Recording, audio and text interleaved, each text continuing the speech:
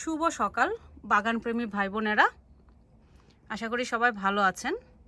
তো এ হচ্ছে আমার বাগানের এবছরের জাতীয় সবজির গাছ। তো কি গাছ আশা করি বুঝতেই পেরেছেন। এটা হচ্ছে লাউয়ের গাছ। আমি আমার বাগানে লাউ গাছের নাম দিয়েছি জাতীয় সবজির গাছ।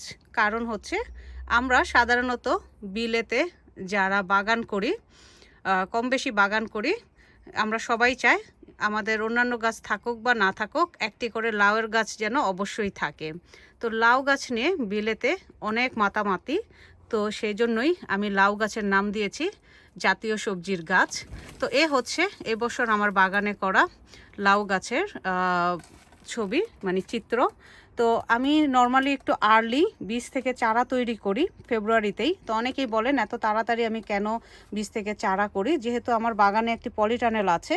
সো আমি সেখানে রেখে এপ্রিলে এই চারাগুলো আমি বাইরে দিয়ে, মানে আমার পলিটানেলের ভিতরে দিয়ে দিই। তো মে থেকে আমি পাতা আগা ডগা খেতে পারি। লাউয়ের পাতা আমার খুব পছন্দ। আর জুন নাগাদ হয়তো লাউ পেয়েও যাব। অনেকগুলো লাউয়ের কলি এসেছে দেখতে পাচ্ছি। তো এই হচ্ছে আমার একটু আর্লি লাউয়ের বীজ থেকে চারা করার মূল উদ্দেশ্য। এই কারণে আমি একটু আর্লি করি। আর তাছাড়া আমি এগুলো তো হচ্ছে আমার একদম আর্লি ফেব্রুয়ারিতে বীজ থেকে করা, দেখতেই পাচ্ছেন কত বড় হয়ে গেছে। আর আমি তারপরে আরও এপ্রিলের দিকেও বীজ থেকে চারা করি, যেগুলা আমি জুনের দিকে বাইরে দিই। তো এই হচ্ছে আমার আরও চারা, বেশ কিছু ছোট ছোট চারা, যেগুলো হয়তো আমি জুনে দেব।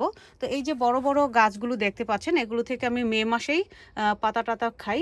আর যে ছোট ছোট চারা, তারপর এগুলা অগাস্টের শেষ বা সেপ্টেম্বরে মরে যায়। কিন্তু ছোট ছোট যে চারাগুলো, যেগুলো আমি জুনের দিকে দেই, সেগুলো থেকে আমি অক্টোবর পর্যন্ত পাতা টাতা খেতে পারি।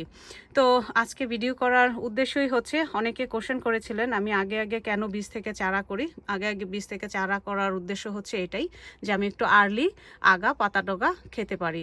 তো আমি অলরেডি পাতা দিয়ে শুটকি, তারপরে হচ্ছে কেচকি মাছের চচ্চড়ি খেয়েছি। দু একটি ছবি আপনাদের সাথে শেয়ার করছি, আপনারা দেখতে পাবেন। তো সবাই ভালো থাকবেন, ধন্যবাদ।